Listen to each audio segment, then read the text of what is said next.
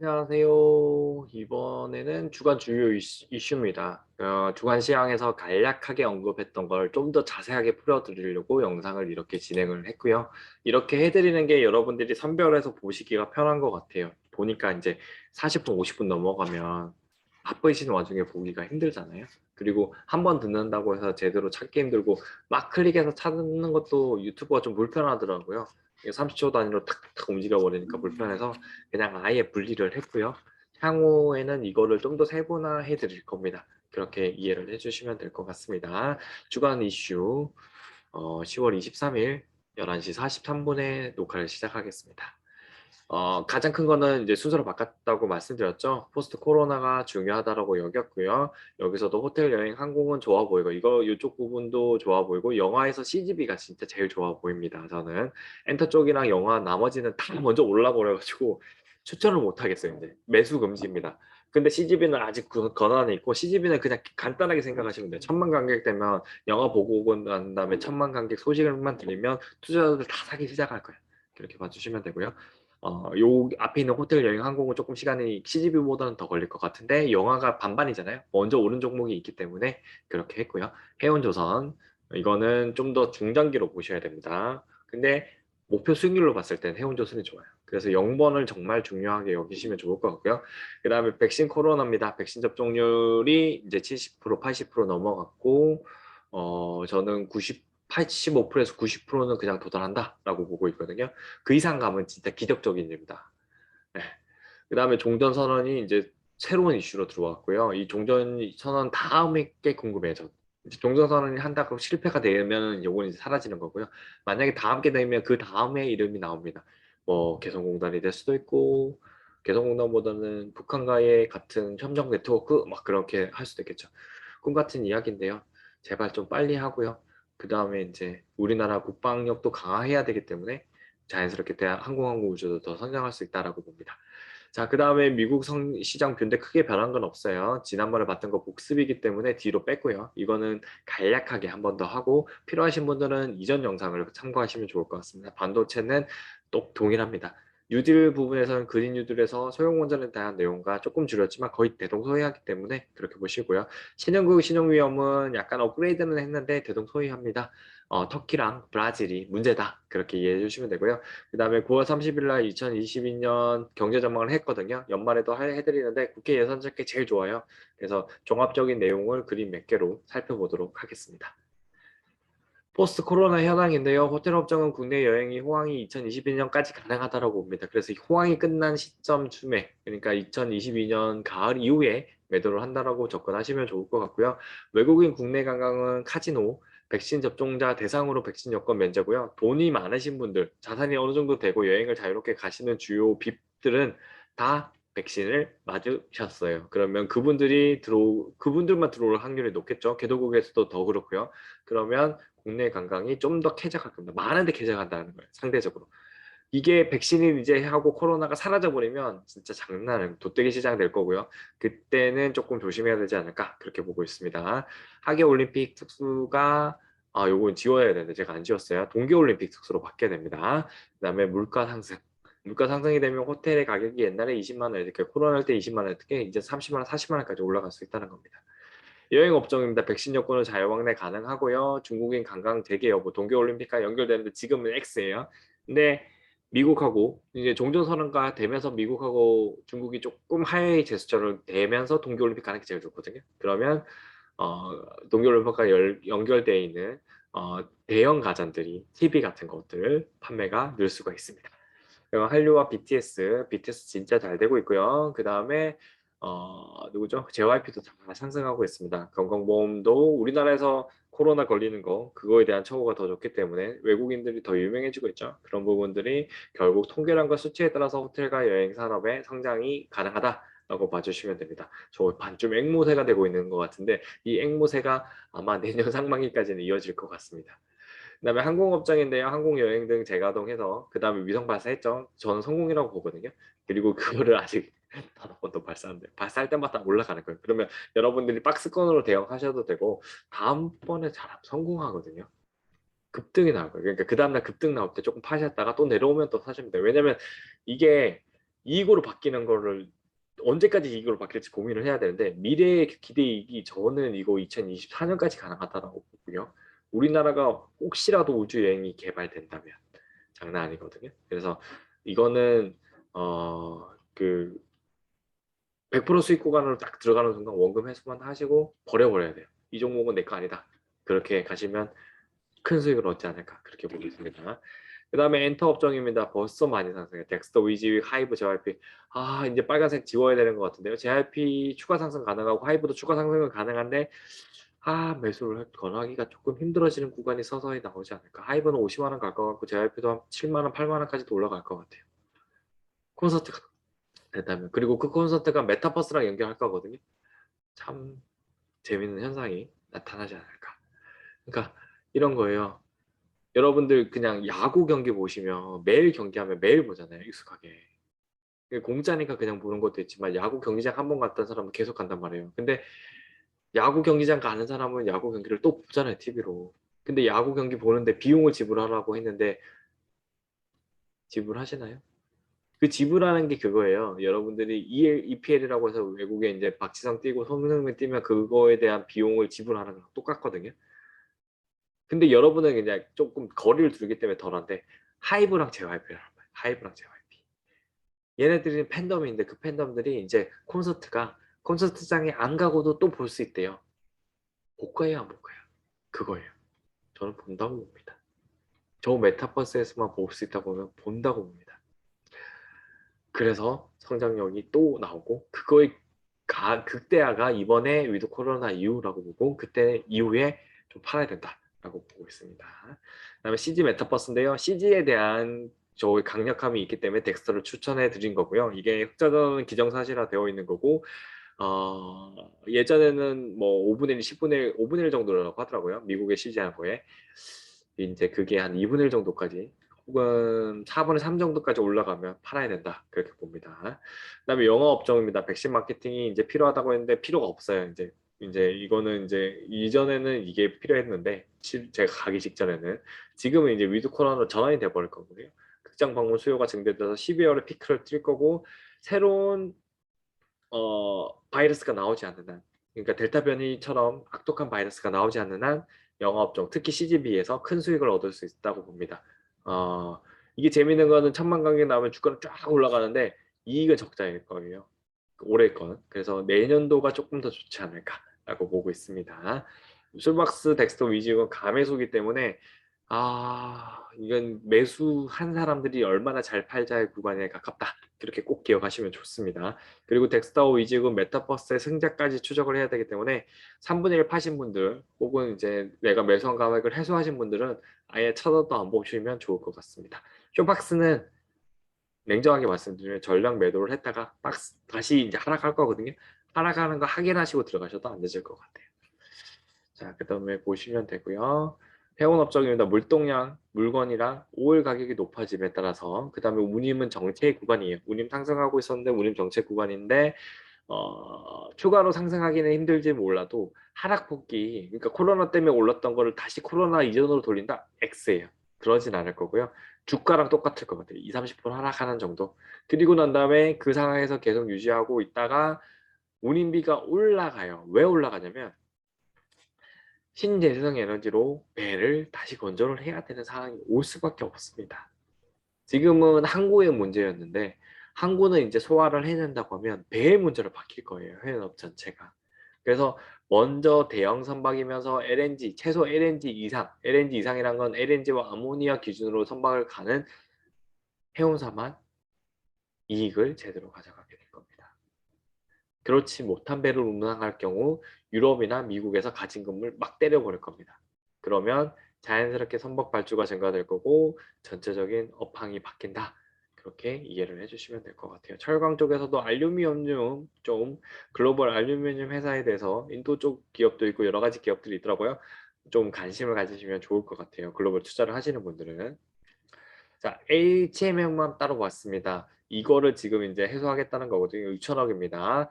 영구채 중도 상한이고요. 주식 전환이 예상됩니다. 선반영과 세반영이라고 보는데 저는 선반영으로 보고 있어요. 그래서 주가가 하락폭은 많이 떨어져야 25,000원을 보고 있고요. 근데 치명적이죠. 4만에서 25,000원 떨어지면은 45,000원에서 25,000원, 저 거의 50% 하락이라고 보면 되거든요. 고점 대비해서는 50% 하락입니다. 그러면 가슴이 아프죠. 50% 하락은 진짜 가슴이 아픈 겁니다. 그래서 그 가슴이 아픈 구간인데 다시 5만 원은 저는 간다라고 보거든요. 45,000원, 5만 원까지 45,000원을 목표로 하는 사람이 있더라고요. 최근에 봤어요. 최근에 새로 오셨어요. 유튜버들 건 다 뒤져보기 때문에 알는데 3만 원, 3만 원에서 매수를 추천해주고 4만 5천 원 추천하시는 분이 등장하셨어요.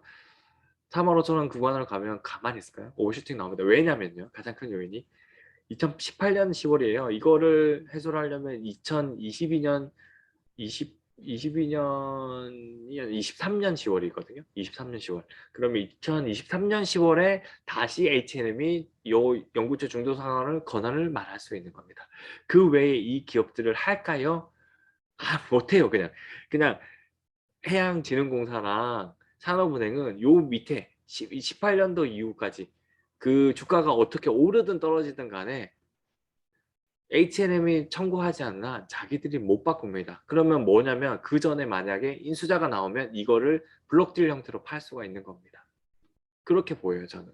그리고 만약에 2018년을 지난다고 할지라도 19년이랑 20년 것도 동일하게 그렇게 보이거든요. 그러니까 이거의 절반 정도만 실질적으로 중도 상한의 역할을 하고 주식으로 바뀌는 거지 전체 다 바뀐다. 그러면은 산업은행이 이 기업을 안 팔겠다는 소리랑 똑같아요. 그리고 만약에 전체 다인데 이 H&M이 경영 성과가 매조 1년에 2조씩 발생을 한다면 지금 올해만은 당기 순이익이 2조고요. 영업이익이 실제로 자기 장부에 다 박혀 반영돼 버리거든요. 당기 순 영업이익은 6조예요, 6조. 내년에 그냥 4조, 2조만 돼도 돼요. 그거를 생각하셔야 돼요. 저는 4조 이조는 앞으로 향후 몇 년간은 상수지 않을까. 그렇게 보이고 있고 이 H&M이 돈 번 걸로 저는 우리나라 조선사를 살리기 위해서 이 H&M을 안 팔고 국가가 관리할 가능성이 어느 정도 있다라고 보거든요.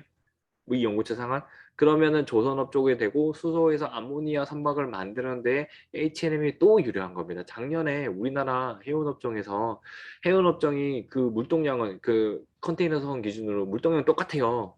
근데 H&M은 선박을 해서 늘렸다니까요.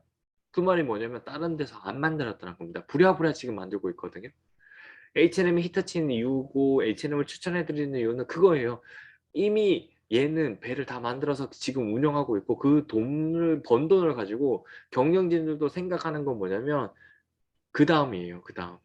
그러니까 이 돈을 분식회계를 통해서 빼는 게 아니라 이 돈을 가지고 그러니까 제일 중요한 거죠. 주주를 고려하지 않아요. 얘네는 지금 주주를 고려하기보다는 또 다른 성장인 겁니다. 암모니아를 기반한 선박을 짓게끔 하는 방향으로 가고 있다. 신재생 에너지로 투자를 하겠다는 방향으로 가고 있다고 저는 보고 있어요.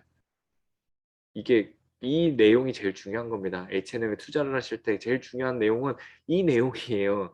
뭐 전환사채 이 내용들은 그냥 회계적인 이윤이 바뀌고 뭐 잠시적으로 주가가 잠시 내려갈 수 있는 요인이지 좀 전에 말씀드렸던 그 내용은 H&M이 글로벌 해운사로 성장하냐 마냐 H&M이 뭐 작은 기업은 아니지만 뭐 일본 선사의 해운량 혹은 대만의 전체적인 해운량을 감당할 수 있냐 없냐의 기로에 들어가는 내용 그리고 우리나라 조선업종도 같이 가는 내용 그리고 우리나라에 있는 중소기업 수출하는 기업들이 다 성장할 수 있는 근원이 되느냐 그리고 그린 뉴딜을 완성하냐 그거랑 다 연결되어 있어요. 그거를 그거를 이해하셔야 돼요. 북한 얘기 안 했어요 아직도. 그리고 H&M은 북한이랑 연결되면 여기서 한 번 더 더블업이 되는 겁니다. 그렇게 봐주시면 됩니다. 그 다음에 배당된 내용을 한 번 더 세심하게 봤는데요. 배당은 21년 결손금이 4조 3,200 이게 상반기 기준으로 본 겁니다. 21년 상반기로 4조 3,200억 원이에요. 하반기에 당기순이익만 약 2조가 들어올 거라고 보거든요. 1조 1조 정도만 그냥 봐서 그냥 보수적으로. 그러면 2조 3천억이 아직은 손실입니다. 결손금이에요.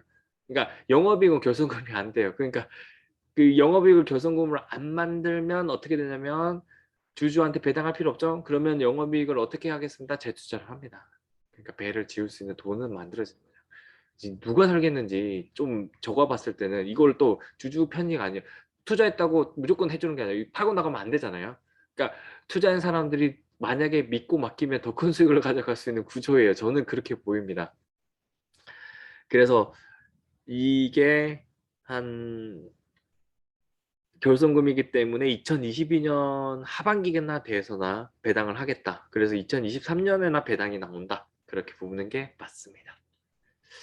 그렇게 보이고요. 나머지 돈들이 이제 재투자가 되는 게 제일 중요해요. 저는 재투자를 빨리 했으면 좋겠다 그 생각을 하는데, 수소 에너지를 만드는 수소 기반하는 선박을 우리나라의 조선사가 처음으로 여기 H&M에 인도를 한다는 것만 해도 좋다라고 보고요. 실제로 이제 머스크 같은 쪽에서 혹은 중동에서 그런 수소 기반 선박에 대해서 발주를 냈거든요. 그러니까 그 시험 과정 거치고 난 다음에 들어갔으면 좋겠다. 그게 보이면 그런 부분에 대해서 집중해 주시면 좋을 것 같아요.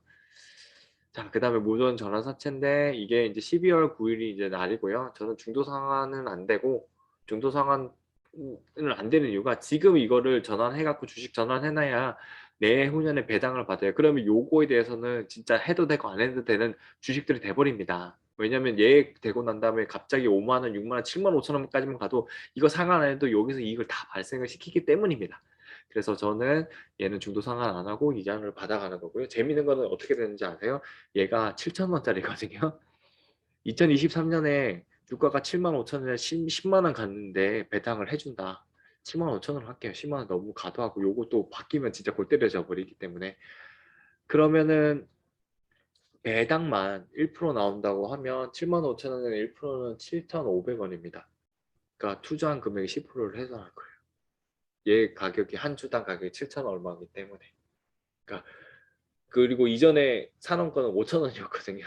7,500원. 1년에 그냥 1%만 배당해줘도 다 해소하는 겁니다.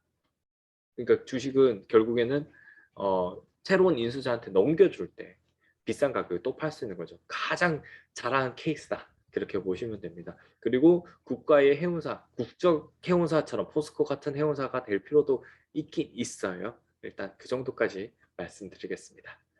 자, 그 다음에 운임지수도 갖고 왔어요. 그러니까 H&M이 너무 핫하니까 지금 이렇게 가파르게 올라왔고요. 추가 상승이 나올 수도 있어요. 재밌는 건. 이렇게 내려왔다 올라갈 수 있는데 저는 지금 정책이라고 보는 게 맞을 것 같아요. 이런 구간을 박스권에서 계속 이제 돌지 않을까라고 보고 있고요. 그 다음에 해운사로 봤을 때 우리나라가 아직은 부족해요. 이거 100만 TEO가 돼야 되거든요. 150만 TEO 일본 정도는 돼야 된다라고 보고 있어요. 저는 개인적으로. 그러니까 이거의 선본량을 2배로 하기 위해서는 추가 투자가 필요합니다. 추가 투자가 필요하고 그 가치를 우리가 파악 가시려고요. 지금도 수익이 1조인데 얘가 TU가 위로 올라갔을 때 어떻게 될까? 그걸 상상해야 되지 않을까요? 그리고 그 게임에서 이긴다면 더 좋은 거죠. 대만 사서들 2개 중에 하나를 잡아먹어도 좋을 것 같고요. 대만 사서들 이것들이 다 지금 여기 있는 대부분의 배들은 탄소에서 자유롭지 못해요. 신재생 에너지에서 자유롭지 못해요. 우리나라의 대부분 신규 발전, 대부분의 배들은 자유로워요. 그거 생각해. 아무리 이 선봉량이 나왔고 우리나라 조선사에서 그 배를 발주하더라도 기존에 있는 배들이 서서히 퇴출이 돼야 된다는 겁니다. 30년 되면. 그래서 진짜 장기로 투자해야 되는 종목에 가깝습니다. 이 종목은. 그리고 이거를 100만, 200만까지 간다면 혹시라도 우리나라 수출 주도인데 우리나라를 믿고 대응을 하실 필요가 있다라고 보시면 되고요. 물론 이거는 정치권에서 도와줘야 되거든요. 그래서 대통령이 중요합니다. 그러니까 일단은 대통령 안 건드렸어요. 어떤 대통령이 되든 간에 제발 좀 일단 그렇게 봐주시면 될 것 같아요. 그냥 여기서 지금 해운업에서 종사하시는 분, 조선업에서 종사하시는 분들이 열심히 일할 수 있게끔 그런 분위기만 만들어주고 이 회사를 가시를 떼가려고 하는 그런 행위만 안 하면 좋을 것 같습니다. 대기업이 가져가면 더 좋고요. 조선업종입니다. H&M이 먼저 가야 되기 때문에 이게 중요한 거고요. 유럽과 바이든의 신재생 에너지 정책이 정말 좋습니다. 그리고 에너지 선박이 수소 선박으로 넘어가는데 이거에 대한 기술 개발이 잘 완벽하게 안 돼 있어요. 그리고 만약에 된다고 하면 호황은 무조건 필연 적입니다. 배를 다 바꿔야 된다니까요. 안 바꿀 수가 없어요. 그리고 삼성중공업의 주주 배정 유상증자 청약은 지금 ING죠. 그리고 아마 다음 주 월요일 되면 모든 그 증권사에서 다 가능할 거예요. 제가 거의 다 가지고 있기 때문에 탐색을 해서 알려드릴 겁니다. 그래서 따라오시면 되고요. 항공제조는 위성이 진짜 큰데 하나 에어로스페이스와 AP 위성이 좋을 것 같고요. 우주선 개발은 왠지 하나 에어로스페이스일 것 같은. 항공우주는 전투기에 좀 특화돼 있으니까 그러지 않을까? 그런 느낌이 강력하게 들거든요. 그래서 저는 지금 떨어진 게 매수 기회로 보여요. 내년 5월에 위성할 때 또 그만큼 올라가는 거예요. 또 올라가면 긍정적이죠. 저는 1.9만 원이 고점이 아니라 다음에 돌파해야 될 AP 위성한테는 1.9만 원이 지금 최고점이거든요. 그거는 중장기로 봤을 때 다음에 돌파해야 될 W자의 가운데 정점에 해당되는 가격. 그러면 거기 때 두고 파시면 되는데 그 W가 저는 상승 W로 바뀔 거다라고 보시면 됩니다. 상승 W와 그냥 W가 다른데요. 그냥 W는 박스권이라고 보시면 되고요. 상승 W는 그걸 돌파할 수도 있고 혹은 한번 찍고 난 다음에 잠시 20-30% 떨어졌다가 진짜 제대로 상승한다. 그렇게 봐주시면 됩니다. 한국 항공 우주 보면요 딱 박스권이에요. 너무 이뻐요. 이거 박스권 돌파 당할 때 후회하지 마시고 지금 박스권일 때 꼭 제발 포트에 담아 주시면 좋을 것 같습니다. 코로나 현황입니다. 어, 전 세계 치명률 떨어졌죠. 이거 긍정적이고요.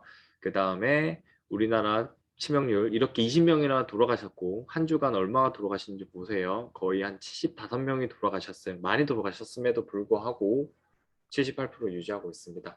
그러면 0.78%인데 0.5%가 떨어지는 순간 전체적으로 좋아지는 거거든요. 그래서 확진자를 막 1000명에서 막 떨굴떨굴 하진 않을 거고 자연적으로 그 백신 접종에 따라서 떨어지는 것만 용인할 거다라고 보시면 되고요.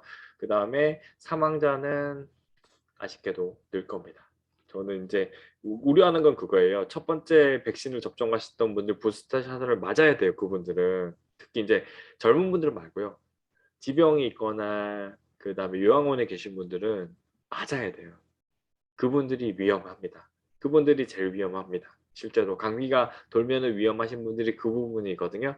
백신 접종을 하고 감기도 맞으셔야 돼요. 그분들이. 이게 좀 안 좋은 거죠. 저희가 백신에 관해서 언제나 말하지만 백신 자체도 위험하지만 백신으로 돌아가시는 분들보다 이 감기 자체로 돌아가시는 분들이 더 많기 때문에 백신을 맞는 거예요. 둘 다 위험한 건 맞는 거예요. 둘 다 그냥 병균을 맞는 거니까요. 일단은 그 정도 말씀드리고 백신 접종률 이렇게 1,500명 선이 이제 맥스가 됐기 때문에 1,600명을 안 넘는다면 다시 내로 1,000명 됐죠. 다음 주에 혹시라도 1,000명 이내로 떨어지면 긍정적입니다. 그다음에 미국도 떨어지고 있고요. 좀 많이 떨어진 거예요, 이게. 신기하긴 해요. 그다음에 네, 대부분 상승해서 유럽 쪽에서는 백신이 또 전파되고 있는 문제점. 이거는 기존에 있던 백신을 맞았지만 또 전파되는 문제점이 있다라고 보시면 됩니다. 감기 자체로도 많은 사람들이 운명을 달리하시는 병이에요. 그래서 그런 부분들이 좀 안 좋으니까 꼭 생각하시고요. 저는 인도네시아 떨어진 거, 말레이시아 떨어진 거, 신남방 국가 떨어진 거는 우리나라한테 긍정적이다. 그쪽에서 돈이 어느 자산 있는 사람들은 우리나라로 여행 오실 수 있다라고 보고 있고요. 요런 유럽에서 떨어진 건 좀 아쉽긴 해요. 그 사람들도 오거든요. 그래서 일단 그 정도로 보시면 되고요.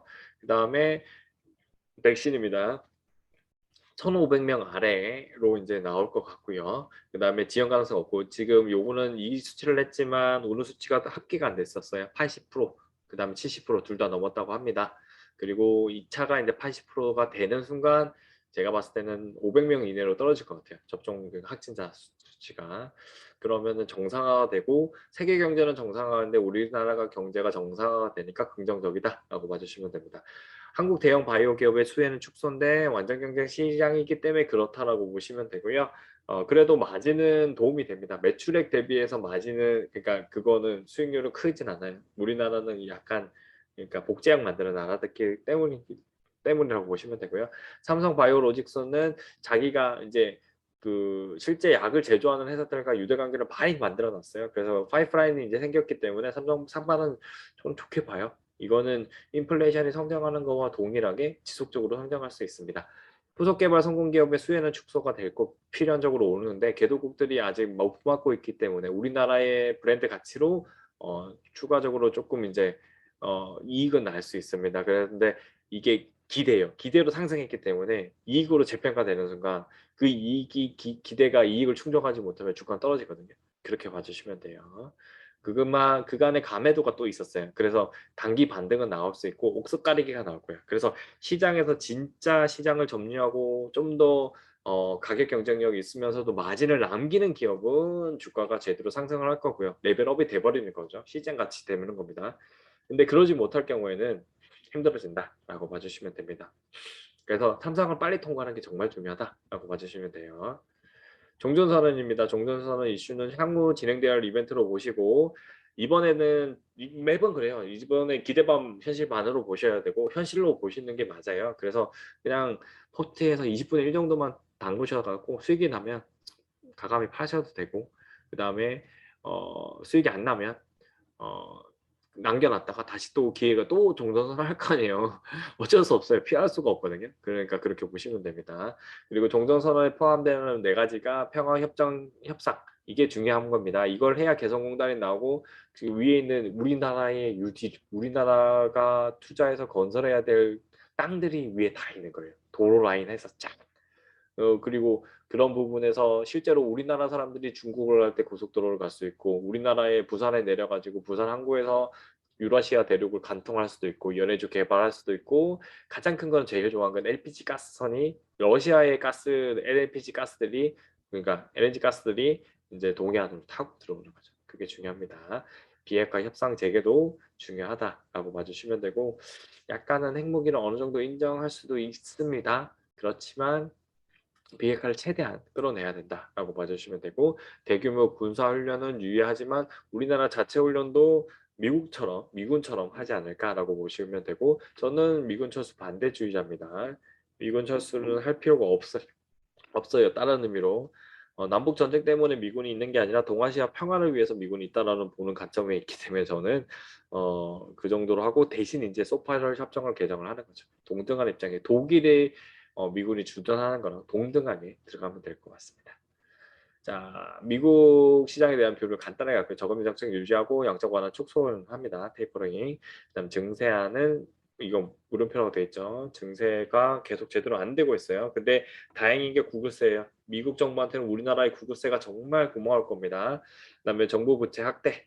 정부 부채 확대는 기정사실화되어 있고 이게 긍정적인 영향을 미쳐서 부채로 해서 잠시 시청드릴 때 기회처럼 보시면 됩니다. 코로나로 붕괴된 산업 중이고 거의 끝발에 되는 것 같고 근데 이게 제일 안타까운 게 백신 접종률이 60%를 못 넘고 있어요. 이 나라가. 60%죠. 그러니까 70%를 못 넘고 있어요. 70% 넘겨야 돼요. 우리나라를 딱 봤을 때 2천명, 3천명 넘어가는 게 내려가는 이유는 백신 접종률이 큰 역할을 합니다. 백신 맞은 사람들이 안 걸린대요. 실제로. 실업자들이 일자리 창출 중이고요. 7월 고용 기대 미달이라는 거 이런 부분들은 이제 추가적인 다른 지표에 따라서 연결되는 거고요. 실제로 이 산업에서 실업자가 줄어들어야 되는데 이 사람들도 돈 푼 거가 그러니까 일회성이라는 걸 이해하는 거예요. 실질적으로 일자리가 만들어서 많은 사람들이 일자리에 따른 안정적인 소득이 발생해야만 실업자가 이 산업에서도 줄어듭니다. 그걸 이해하셔야 되고 실질적으로 외국에서 여행이 들어와야 돼요. 어쩔 수가 없어요. 그렇기 때문에 그때까지 진짜 전 세계가 예전에 전 세계로 돌아갈 때까지는 이 실업자는 필수 불가결하게 팍팍 증가는 안 될 거예요. 그리고 이 실업자가 취업자로 바뀌는 순간 냉정하게 말씀드려서 하이퍼 인플레이션이 한번 진짜 짧게 일시적 인플레이션이라고 불리는 하이퍼 인플레이션이 오지 않을까. 지금의 인플레이션은 상수고요. 높죠? 그래도 상수입니다. 이거보다 갑자기 5% 6% 올라가는 진짜 지옥 같은 인플레이션이 올 수도 있다는 거 생각해 주시면 됩니다. 미국의 성장이 아닌 세계 성장이 나올 것 같고요. 코로나로 성장한 산업으로 유발되는 피해가 축소됩니다.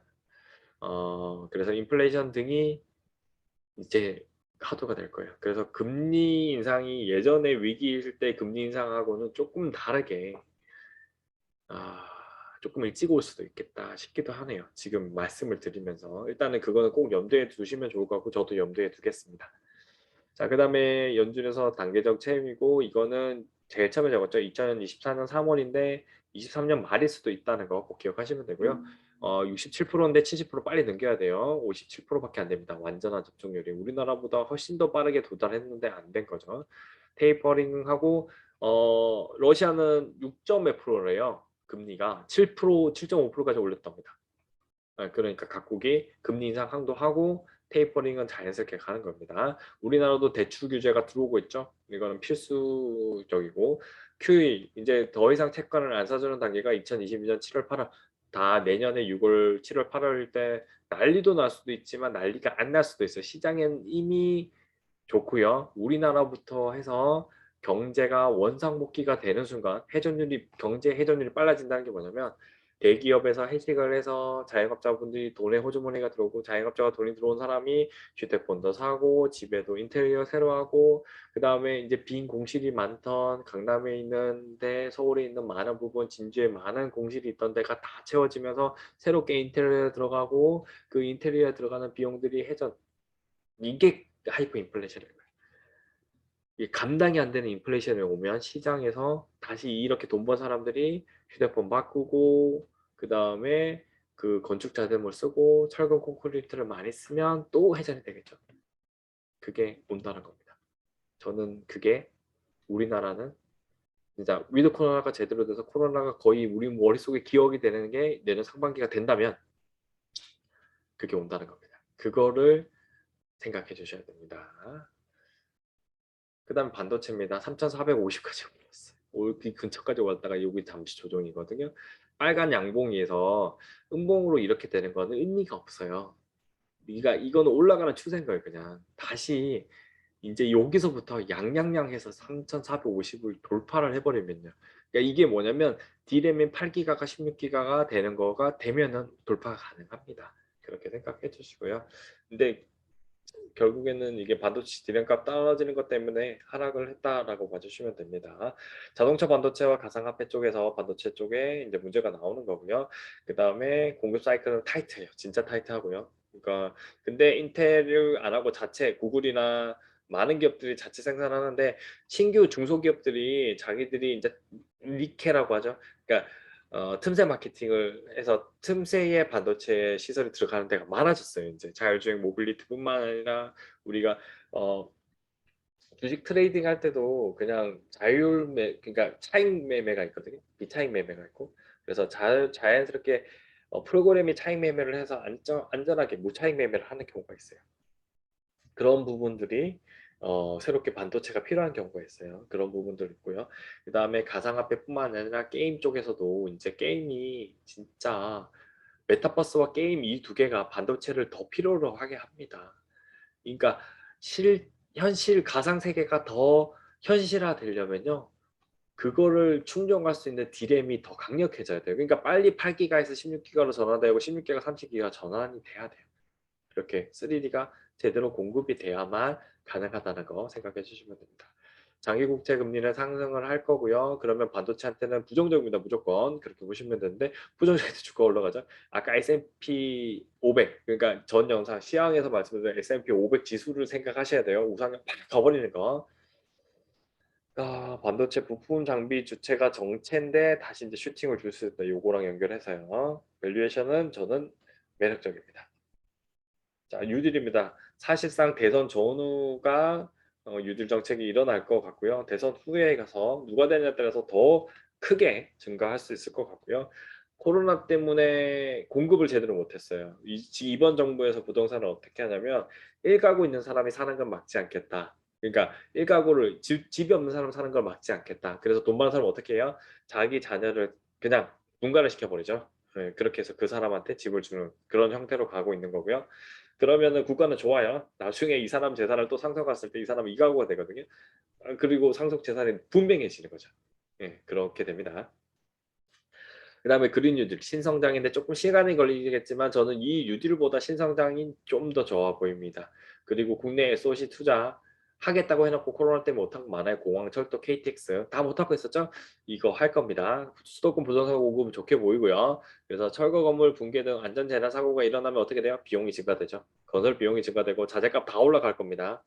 자재값 자체가 올라가니까 전부 다 건설주 자체의 그 집값 자체가 올라가니까 좋아지는 거고요. 그러니까 주가가 좋아질 수밖에 없죠. 정가를 해버리니까. 해외 그린 뉴딜은 그러니까 선진국 말고는 불가능하고요. 실질적으로 그린 그 녹색 기금이 하는 거는 소형 원전이 더 가까워요. 그러니까 개도국이나 후진국들한테 소형 원전 줘가지고 화력 발전소 못 짓지 말라고 하는 게 설득이 되지. 태양광 발전소 지어줄 때니까 화력 발전 하지. 에이, 설마 이게 한 방에 먹히겠어요. 소형 원전 지어주면은 그 전기를 가지고 자기들이 성장할 수 있는데 저는 그렇게 보입니다. 이게 제일 현실적이고 개도국이나 후진국에서 받아들일 수 있고 그 다음에 딱 대놓고 말하면 브라질에서 숲을 안 자르고 자기들이 성장할 수 있는 동력이 되잖아요. 그렇게 보입니다. 그래서 두산중공업 없으신 분들은 꼭 가져가시면 좋지 않을까 그렇게 생각을 합니다. 자, 신흥국 신용 위험인데요. 브라질 석기를 중심으로 확대를 되고 있어요. 브라질의 위기는 곧 저 소형 원전을 브라질이 울며 겨자 먹기로 받게 되는 동력이 됩니다. 재밌게도. 그 다음에 안 하려고 해도 하는 겁니다. 통화 가치는 터키와 브라질을 중심으로 하락을 하는 거고 통화 가치 하락을 한다는 거는 이 아니나 다를까 CDS 프리미엄이 부채 위험이거든요. 부채 위험이 높아지고 있는 거예요. 그렇게 보시면 돼요. 나머지 마이너스 된 거는 그게 큰 의미가 없습니다. 이거를 요걸로 볼게요. 이제 덴마크가 제일 낮아요. 제일 안전하게 덴마크, 스웨덴, 북유럽 낮고 유럽, 영국도 괜찮다라고 보시면 독일도 이 정도고요. 자, 우리나라 어디가 있어요? 19.15죠. 우리나라가 이렇게 되고 일본 제가 일본 위험하다고 했죠. 등급도 우리나라보다 낮아요.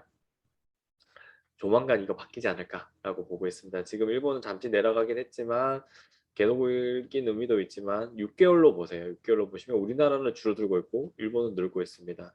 그러니까 우리나라에 위기가 오는 게 아니고요.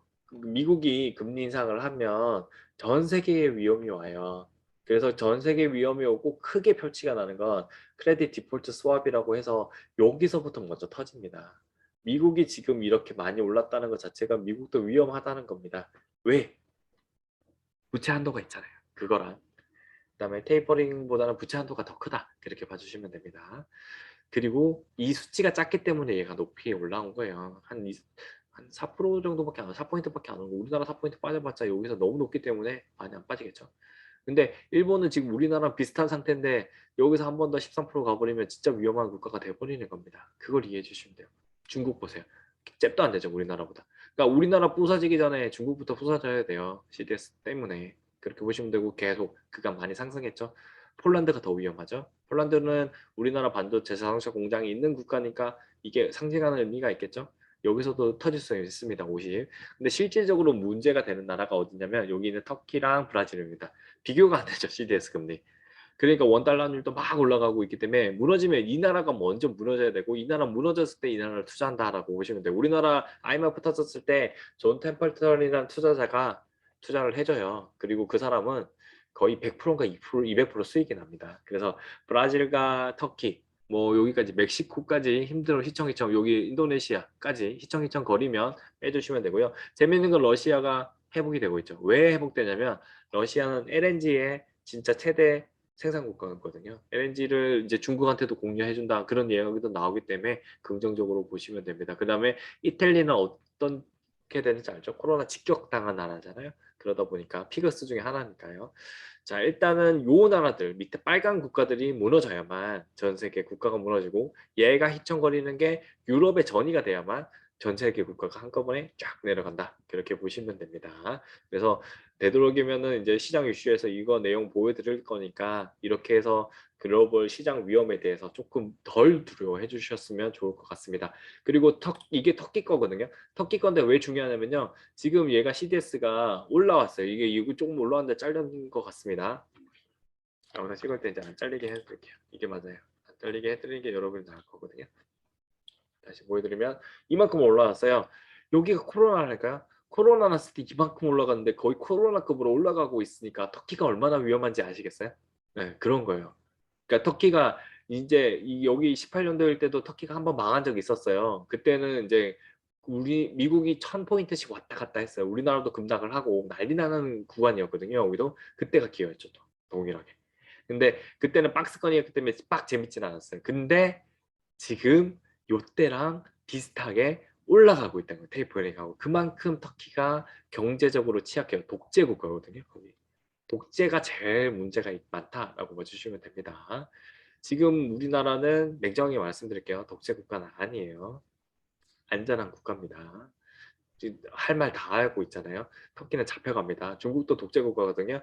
그러니까 이게 잘 내려오지 않아요. 이게. 근데 얘네들은 완전 계획 경제 국가고 좀 싫은데 뭐 규모가 워낙에 크니까 뭐라고 말을 못 하겠네요. 그러니까 워낙에 크니까 이게 빨개져도 어느 정도 살아나는 거죠. 이게 좀 저는 좀 그래요. 일단 이거는 뭐 선을 넘는 발언인 것 같아서 우리 그냥 일례로 일본이랑 중국이랑 폭탄이 두 개가 옆에 있다라고 봐주시면 돼요.